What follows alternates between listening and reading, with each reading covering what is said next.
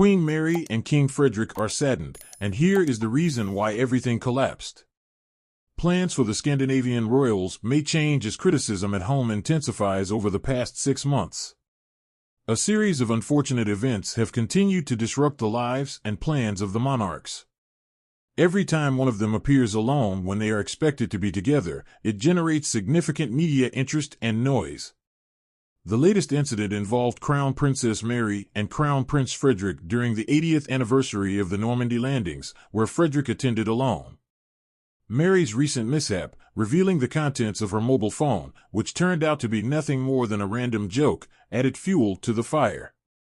Moreover, Transparency International Denmark criticized Frederick for the lack of transparency during his visit to Madrid, highlighting that no details were provided about the trip or other transfers, including their cost. Now, the royal couple faces a new setback, although their compatriots cannot directly blame them for it. Their planned trip to the Faroe Islands, scheduled for the coming months, is under serious threat of cancellation following visits to Norway and Sweden in May. They were supposed to visit the Danish archipelago, but the situation on the islands might force a delay.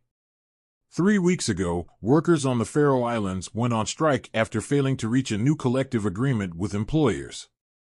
The consequences have been empty supermarket shelves, gasoline shortages, and overflowing trash bins. Although the Danish royal family's website still lists the official visit from June 12 to 14, the local government warns that the strike could last another 3 to 4 weeks, likely delaying the trip and altering the plans of the Danish king and queen.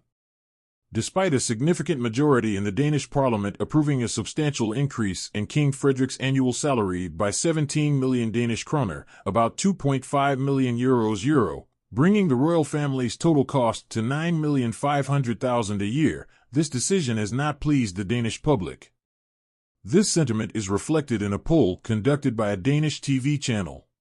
Adding to the surprise, the increase in the monarchy's budget coincides with a significant reduction in the number of royal patronages. This means they will spend less while earning more under King Frederick's leadership. The royal family has reduced its patronages from 258 to 140. The purpose of royal patronage is to support a cause, association, or charity. A patron will make annual visits and attend special events and occasions. According to the Danish royal family's website, the monarch currently has 28 patronages, while during Queen Margaretha's reign, the number was significantly higher at 81. For comparison, King Charles of England has no fewer than 669 patronages.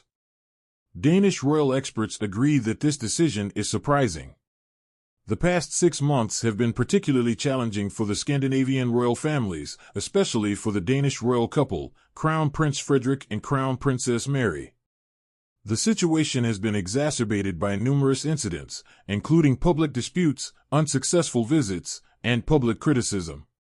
The recent incident at the 80th anniversary of the Normandy Landings, where Frederick appeared without Mary, sparked speculation and media interest.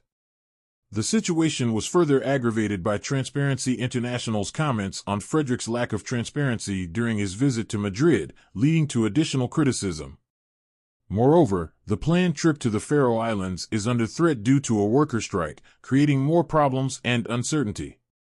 Despite political support and an increase in the king's salary, which raised the royal family's budget to 19.5 million euros a year, public opinion remains negative.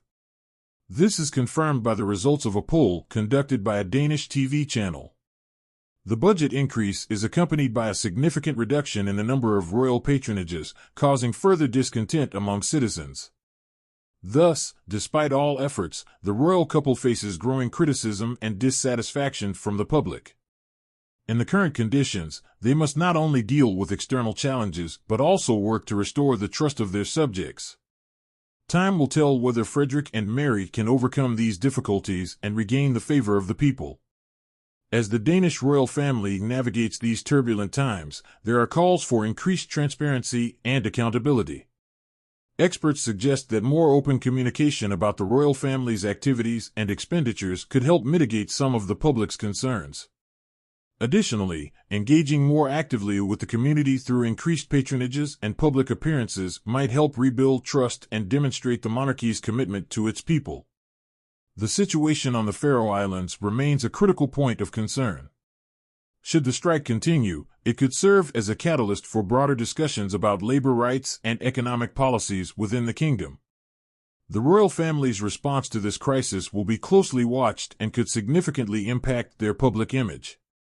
In the meantime, Crown Prince Frederick and Crown Princess Mary are expected to focus on their immediate commitments while also planning long-term strategies to address the ongoing challenges.